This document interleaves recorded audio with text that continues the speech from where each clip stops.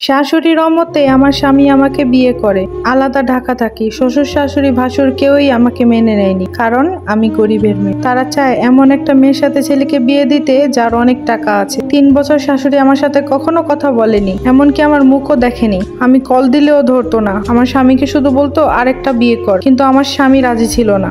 3 বছর পর শ্বশুর শাশুড়ি হঠাৎ ভালো হয়ে গেল। আমার স্বামীকে কল দিয়ে বলল, বাবা বউকে নিয়ে গ্রামে আয়। আমরা মেনে নিয়েছি। 13 দিন ছিলাম শ্বশুর বাড়িতে। আমি গরিব পরিবারের মেয়ে হলেও শিক্ষিতা, পড়াশোনা শেষ করেছি এবং টুকটাক বিজনেসও করি। মাসে কখনো 50 কখনো লাখ ইনকাম হয়। বোঝেনি তো, ব্যবসার টাকা কখনো কম কখনো বেশি। আমার সুন্দর পোশাক দেখে আমার যা হিংসে করে খোঁচা দিল। আমার পাড়ার সবাই দেখতে এসে প্রশংসা করেছিল, সেটাও আমার যা সহ করতে পারছিল না, খুঁচিয়ে কথা বলছিল। 13 দিনের সব রান্না শাশুড়ি করেছিল। শ্বশুর বাড়ির সবার আচরণে বুঝতে পারলাম যে তারা আমাকে মন থেকে মেনে নেয়নি, কিন্তু কেন মানলো না তা আমরা বুঝতে পারছিলাম না। শ্বশুর বাড়ি থেকে ঢাকা ফেরার সময় 2টা মোজা খুঁজে পাচ্ছিলাম না। শাশুড়ি বলল বাড়িতে বাচ্চারা হয়তো কিছু করেছে। আমিও মেনে নিয়ে চলে আসলাম। আমরা ঢাকা ফেরা 7-8 দিন পর শাশুড়ি আমাদের বাড়ি এলো ঢাকায়। থাকলো 1 মাস। শাশুড়ি আসার 9 দিন পর থেকে আমার শরীর ভীষণ অসুস্থ হয়ে গেল। আমার বমি, নামাজ পড়তে ইচ্ছে হয় না, শরীর ব্যথা, মাথা ব্যথা, সবসময় মনে হতো শরীরে কেউ খোঁচাচ্ছে। বিছানায় পড়ে গেলাম। স্বামী ডাক্তারের কাছে নিয়ে গেল। ডাক্তার বলল আমার শরীরে তেমন কোনো অসুখ নেই। এভাবে চললো। শাশুড়ি চলে গেল 1 মাস পর। দিন দিন আমার অসুখ আরো বেড়েই গেল।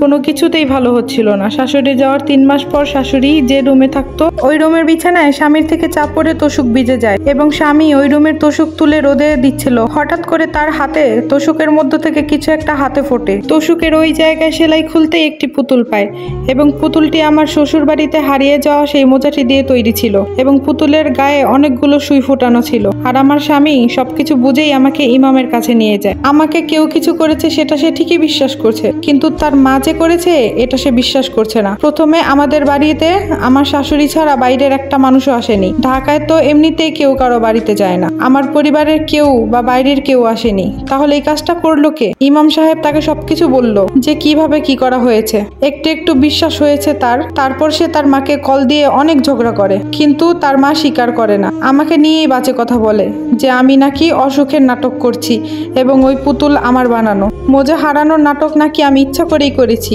এসব করার জন্য। আমি নাকি তাদের ছেলেকে তাদের থেকে আলাদা করতে চাই। আমার স্বামী তার মায়ের কোনো কথাই বিশ্বাস করে না। তারপর আমাকে আরো ভালো হুজুরের কাছে নিয়ে চিকিৎসা করায়। প্রায় 8 মাস পর আমি সুস্থ হই। কি যে কষ্ট! এই ঘটনাটার পর আমার স্বামী তার পরিবারের সাথে যোগাযোগ রাখেনি। এটা আমার জীবনের 4 বছর আগের ঘটনা। বর্তমানে আমাদের 2 বছরের একটি মেয়ে বাবু আছে এবং আমার স্বামী তাদের ভয়ে আমাকে নিয়ে দুবাই চলে আসে। বিয়ের আগেও সে দুবাই ছিল, যেন তার পরিবার আমার মেয়েকে ক্ষতি না করতে পারে। আমি কখনো তাদের সাথে খারাপ আচরণ করিনি। আমার সাথে কেন এমন হলো কেউ বলতে পারবেন? সব আপুদের বলবো, ছেলের পরিবার রাজি না থাকলে দয়া করে বিয়ে করবেন না। গল্পটা এক আপুর জীবনের।